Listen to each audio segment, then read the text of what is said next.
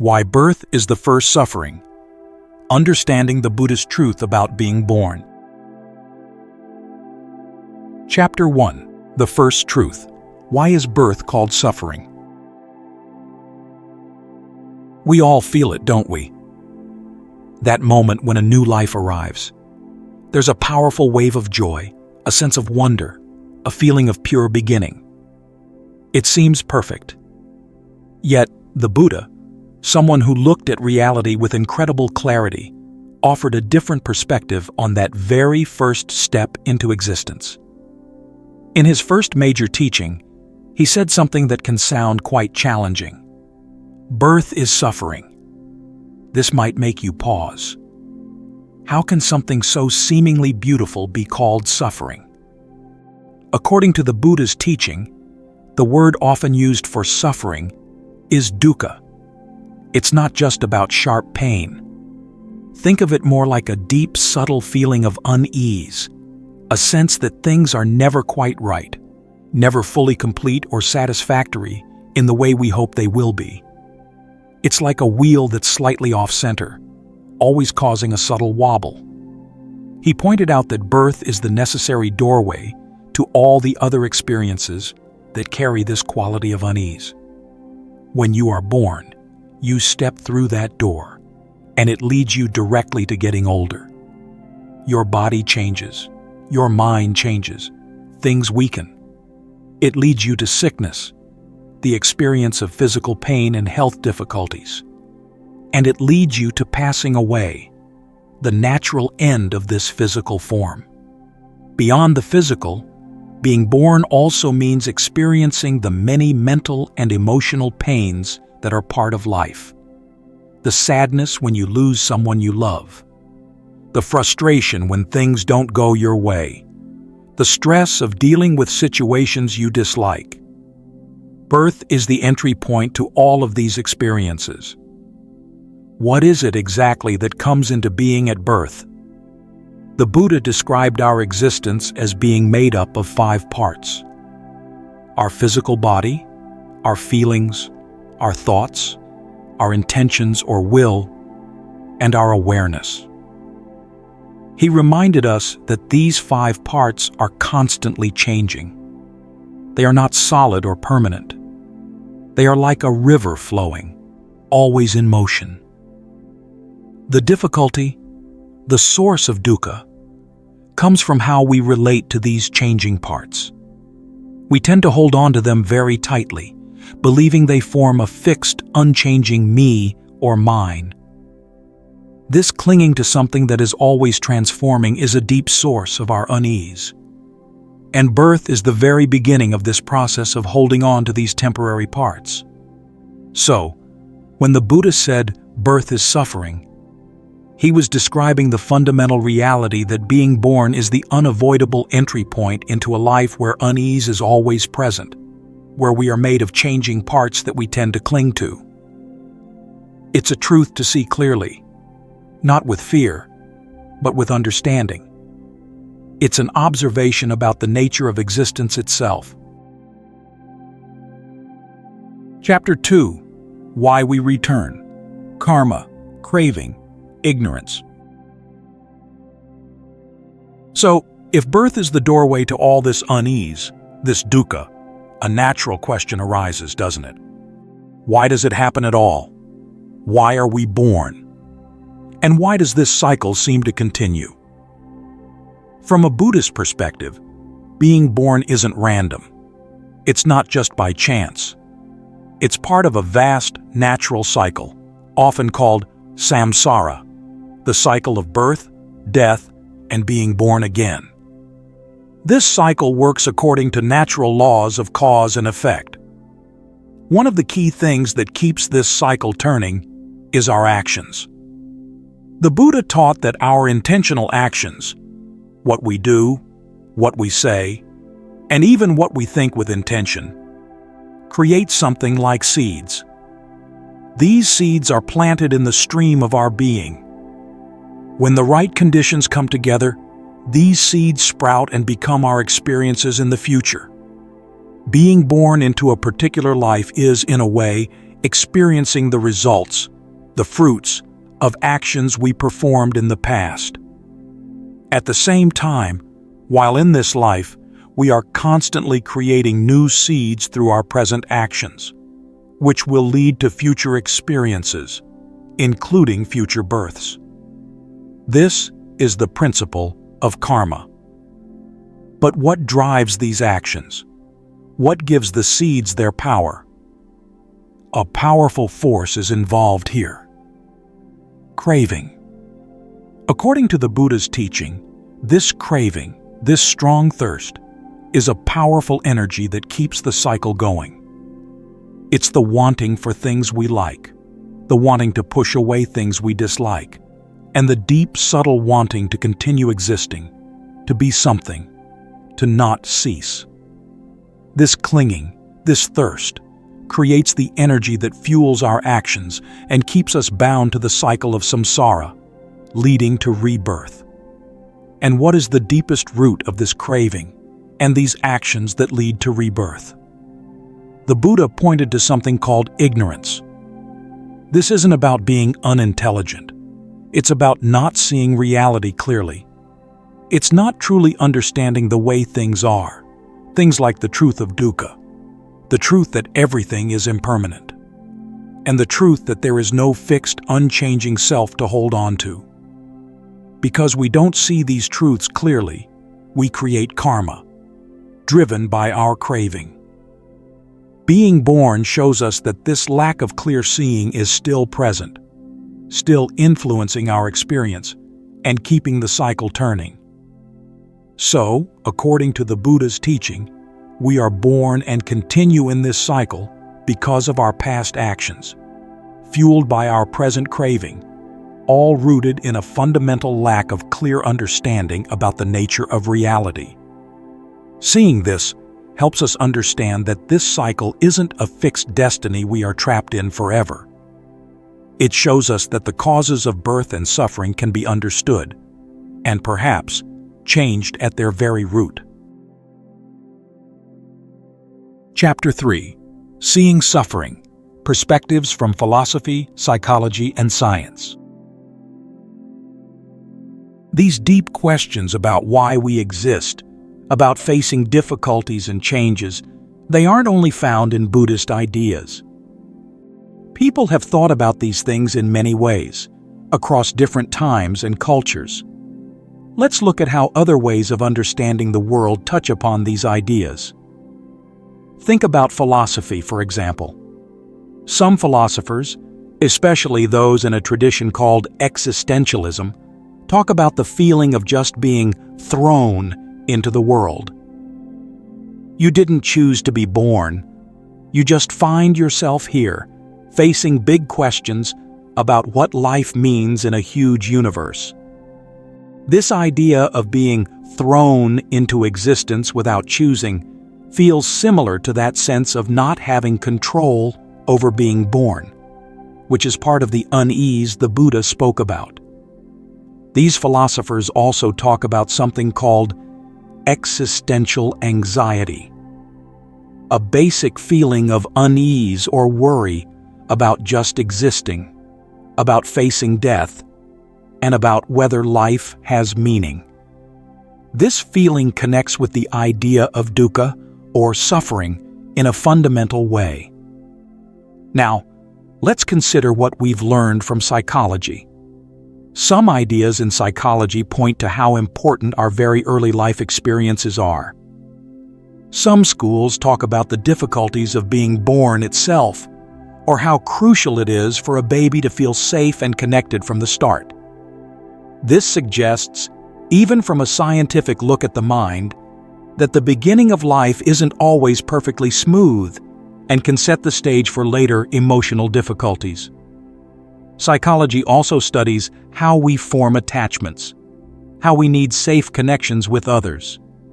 Buddhism looks even deeper, seeing that it's our clinging to these relationships and feelings of security, especially because they naturally change or can be lost. That becomes a direct source of suffering. When what we cling to changes, we feel pain. And what about science?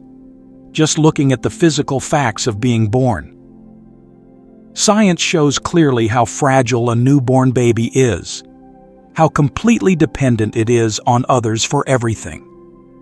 This physical body we receive at birth is, by its very nature, open to harm, to getting sick, and it is part of the natural cycle of getting older and passing away.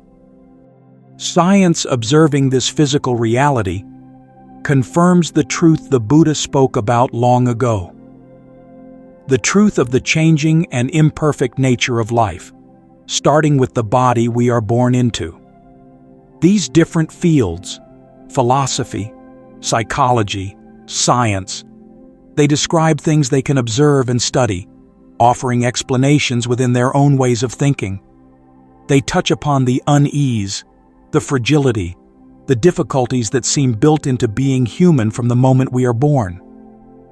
Buddhism, while agreeing with many of these observations about the nature of suffering in life, goes further by looking at the deeper causes, the actions we do and our lack of clear understanding, and offers a practical way to free ourselves from this suffering at its root.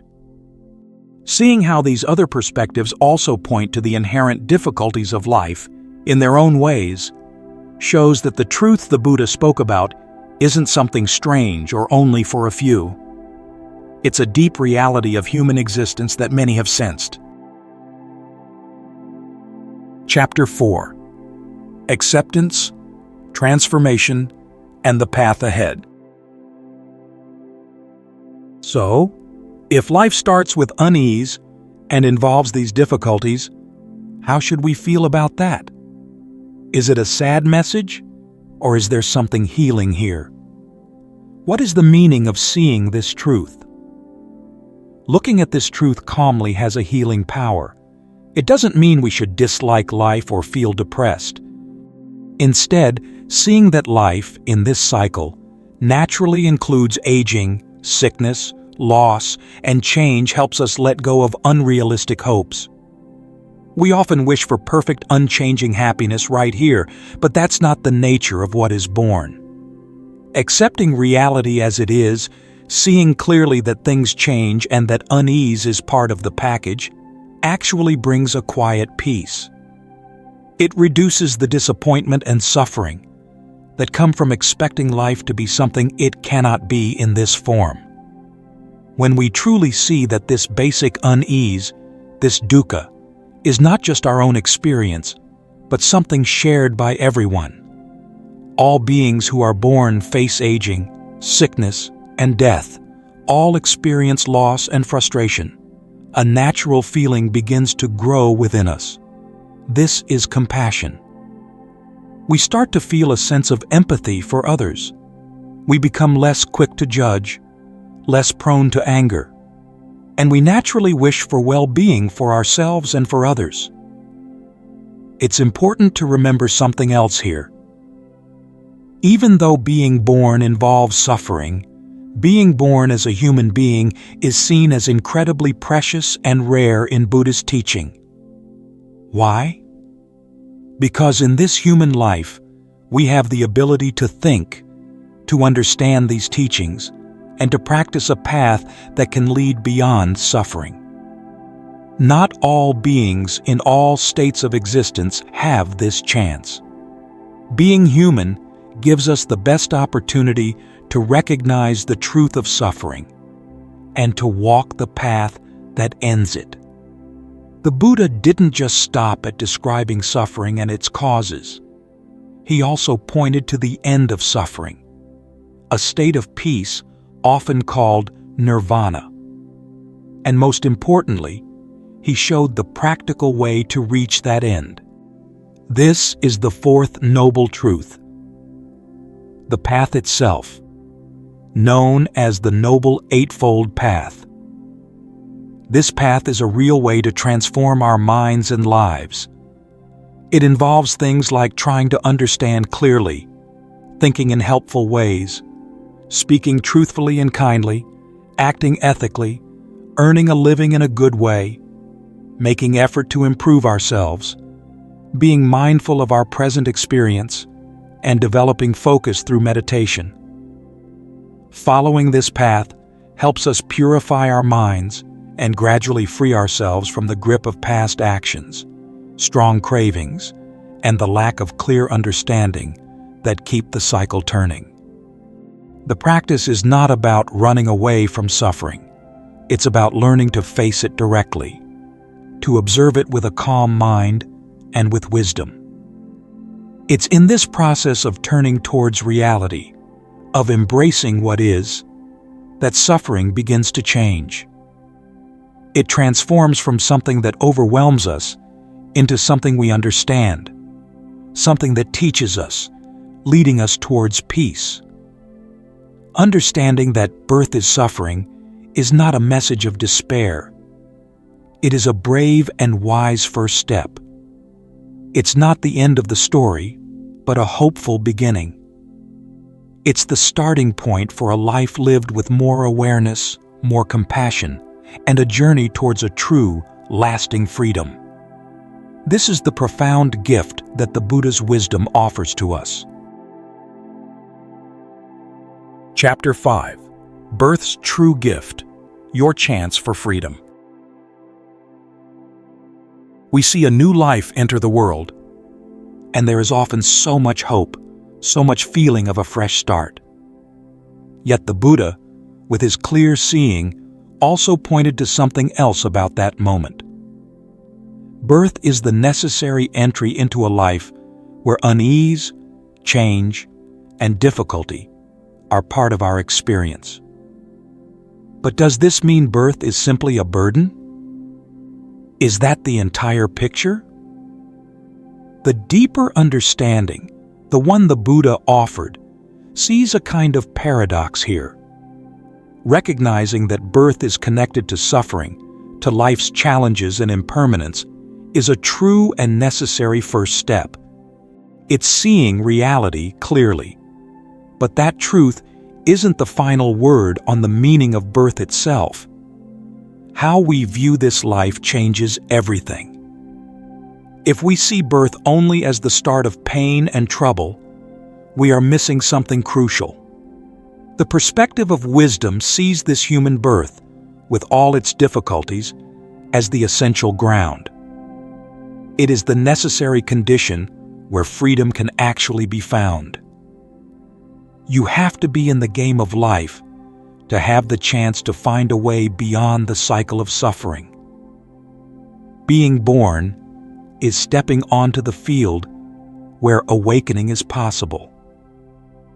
This human life you have, this birth, is like a door.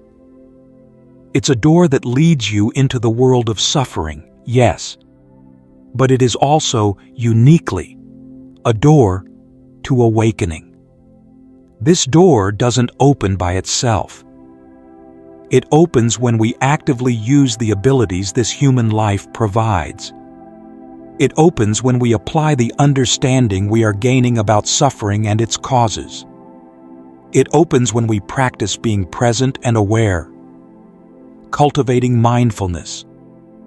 It opens as we develop wisdom, seeing the truth of how things are more and more clearly. And it opens as we grow our compassion for ourselves and all others who are sharing this same human experience. It requires our conscious effort, our willingness to engage with life and practice. While birth brings us into a world where facing difficulties is unavoidable, its true, profound significance lies in giving us this unique and precious chance. Being human provides the opportunity to wake up from the cycle of being born, living with unease, and dying. A cycle driven by old habits and not seeing reality clearly. This is the starting line for the most important journey possible. The journey towards liberation, towards a lasting peace that doesn't depend on anything changing. This chance, this potential for awakening, is something not available in many other forms of existence. Therefore, the true feeling that comes from understanding this isn't sadness or resignation. It is a sense of deep empowerment. This life, this birth, with all its challenges and its moments of unease, is precisely our invaluable opportunity. It is the perfect condition to cultivate inner peace, to develop wisdom and kindness, and to find a freedom that is real and lasting. We have this chance right now. It is up to us to use it wisely.